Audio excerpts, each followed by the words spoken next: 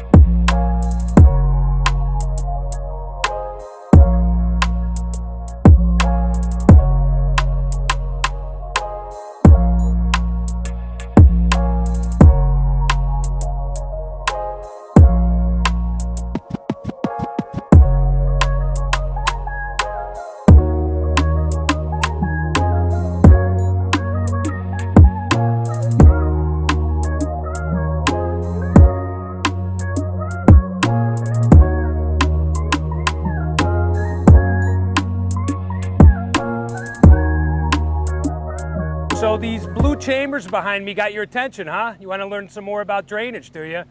Let me tell you what these are. These are a product made by the company called CULTEC, and they're infiltrators. They have a variety of models, different sizes, heights, lengths, widths, depends on the terrain and the application.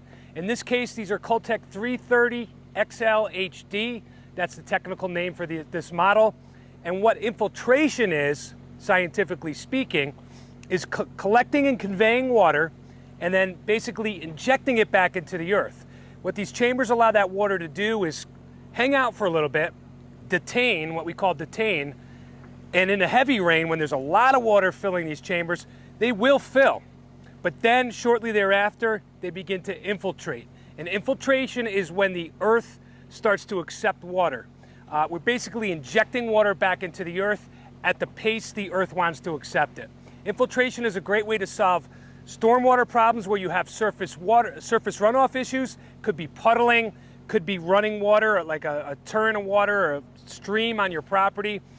Low-lying areas that collect water, and certainly any kind of roof drain, rain gutter, any sort of watershed from the roof, which is the largest impervious surface on the property. So we could kill a number of birds with one stone. In this case, behind me, Up behind our trenches, it's work we've done in the last few days. We created a French drain system along the perimeter of the house. We also picked up a number of roof drains from this flat roof system, and we picked up a sump pump discharge line up at the top right. You could actually see it. It's a little white 90-degree with a freeze guard on it. It's got like a little gilled freeze guard on it. So all of those water features are now sending water down to our chambers. What these chambers do at 30 inches tall is create a nice big void. The bottom of the chambers are hollow, so they're just really giant arches. I don't know if you could see where we've seamed them. They kind of interlocked one another, but there are 10 chambers in this trench right now. It's a lot of volume. What the water does is rush inside. In a heavy rain, all that volume allows the water to fill inside the chambers and evenly disperse, and then slowly the water goes back down under the ground. We're about 6 feet deep here.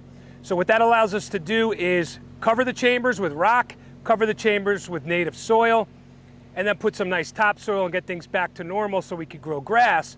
And all the water now is handled underground.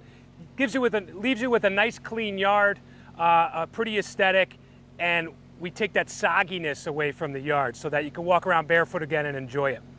10 chambers, pretty sizable system.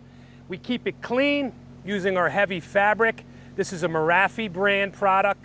It's the 180N fabric. Stuff's expensive, but it's high quality. This is a non-woven geotextile fabric. What does it do? Keeps the dirt out. Keeps all of our drainage stone, which is amply spread on the base of these chambers, keeps it clean. The minute you have stone that gets dirty, you could see some of the stone in this pile of dirt I'm standing on, just gets mucked up and dirty. It binds up, it doesn't let water infiltrate. Back to that word infiltrate. So the fabric keeps out dirt. It also does a really nice job of keeping roots from growing into our system. Obviously, roots would see our system as a nice water source. We want to keep them out. So once we have the fabric around the system, that's one way we keep the system protected. The other, we haven't installed it yet. We've shown you on other projects. It's CULTEC T80 storm filter. It's basically a big box with a filtration system in it, a screen, and it stops any solids that are in the system. How do solids get in the system? Pretty easy. Big flat roof like this, a lot of forest around this property, leaves, debris, even twigs and bird nesting materials and everything kind of collect, get forced down the gutters, down the conductor heads, down the downspouts, make their way through our conveyance pipe. Even though we're using big fat 6-inch pipe to convey our water, you still get debris. So we stop that in the CULTEC T80 storm filter, and then we come back annually and we collect it. The only thing that passes through that T80 and enters the high end of the chambers is fresh water. So this will keep the system clean for many, many decades to come, and everything will be good to go and functional with minimal maintenance.